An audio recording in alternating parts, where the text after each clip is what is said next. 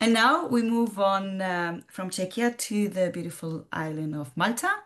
We have together with us Lili Kankaya from the Censa Malta institution. She's the national contact point for Malta for MSCA. So, Lili, I give you the floor, please. It's your turn. Good morning or good afternoon, depending where you're based. My name is Lili Kankaya. I'm the national contact point for MSCA in Malta. Thank you very much for inviting me and for organizing such a great event. So let's see what Malta has to offer. Next slide, please. As well as my colleague from Czechia, I'm going to present to you an overview of what do we offer. We have collected a number of host offers for you, but I'm speaking on behalf of the country as a national contact point and not on behalf of a particular host institution. So who we are, Scienza Malta, or in English Science Malta, is basically the officially nominated organization for the Horizon Europe program. And we are hosting all the national contact points and all the program committee members under one roof. Myself, I am for MSCA and also for ERC. I'm having both roles as a national contact point and also program committee member. So next slide, please. Where is Malta? Perhaps many of you do not know, but where exactly is Malta? Because it's such a small island country. We are also a member state since 2004, and we are based in central of Mediterranean, let's say, very close to Sicily. Here is a small map so that you can see how really small Malta is. Small, but yet excellent country for your research. One particular thing that I want to stress, which will be, I think, of a great benefit, is that English is official language. So apart from Maltese, which is the national language, English is also the second official language. And we do have a very good quality of life, as well as no very low crime rate. Apart from marine and maritime, that are obvious research areas, we have focus on digital technologies, renewable energies, artificial intelligence, and blockchain as well. Next slide, please. Here is a video. Let's see. Malta is not only an attractive holiday destination and a peaceful place to live, but it is on its route to becoming a leading innovation island.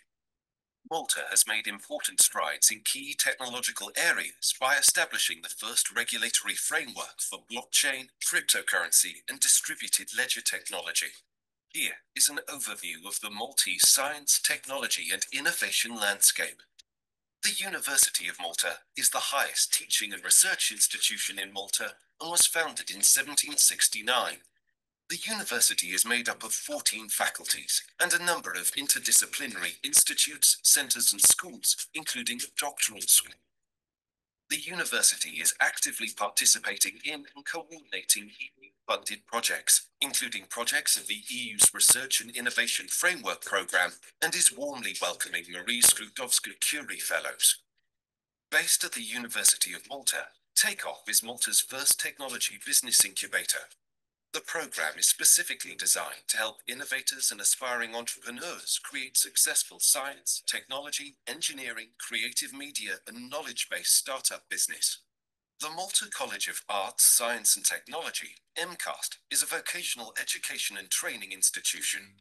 Established in 2001, MCAST offers 180 full-time and over 300 part-time vocational courses, ranging from certificates to master degrees. MCAST also actively coordinates and participates in a number of Horizon 2020 projects. The Malta Life Sciences Park was conceived by the country's Economic Development Agency, Malta Enterprise, to provide an international class facility for life sciences and information technology development. It is designed to promote research and development and to spur the growth of the life sciences sector in Malta, building on the base that the company developed in the pharmaceutical industry during the last decade. The Malta Council for Science and Technology, MCST, is the governmental body responsible for research and innovation, R&I, space, science and technology. being the official contact point for the EU Framework Programme for Research and Innovation and the managing body of the National Funds for Research, namely the Fusion Programme. MCST has a team of national contact points ready to assist you in finding relevant partners, apply for funding, or resolve your project-related queries. Furthermore, MCST hosts a Your Access Centre and manages the Your Access Malta portal. Your Access Malta is ready to assist all those researchers that choose Malta as their research destination. Be part of Malta's research and innovation landscape. Thank you very much, Christina. Let's proceed with the Yes. next slides of the presentation. Okay, what is the situation with the postdoctoral fellowship in Malta? So we are a small country, as I said, but due to the fact that we have not so many applications as the big countries, we do provide a very strong support to applicants. So being from one-to-one meetings, we review the proposals truly, any support that you might need in your proposal preparation and even management of the project after. The other benefit is that being a small country, such projects are being given quite a lot of attention from the media and also ministers that attend this kind of project events. So you can shine with a small project in Malta. The success rate is quite high due to the fact that we have additional funding. So while we are talking average success rate of postdoctoral fellowship of around 14%, we have over 25% here in Malta, due to the fact that we have additional funding. Apart from the ERA fellowship that has already been mentioned, we have this so-called ERDF transfer, and currently we are funding all the proposals that score above threshold. So this gives you quite good chances to be funded. Next slide, please. So here is the link with all the host offers that we collected from Malta. So you can see then at your own time. Again, I'll send this link to the chat, so you might have a look. But generally, we have quite a lot of host offers, over 20 host offers from the University of Malta. This covers all scientific fields. We have over 10 from MCAST, which is the Malta Council, the Malta College for Arts, Science and Technology, also over 10 host offers. We have a host offer from Research Foundation, okay, the Foundation for Innovation and Research, that relates to energy.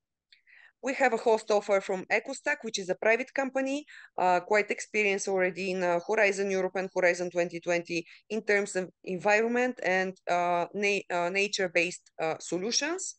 And we have a host offer from the International Maritime Law Institute, which is an international institute that is dedicated to maritime. So what is our support? Next slide. As I mentioned, we do offer one-to-one meetings.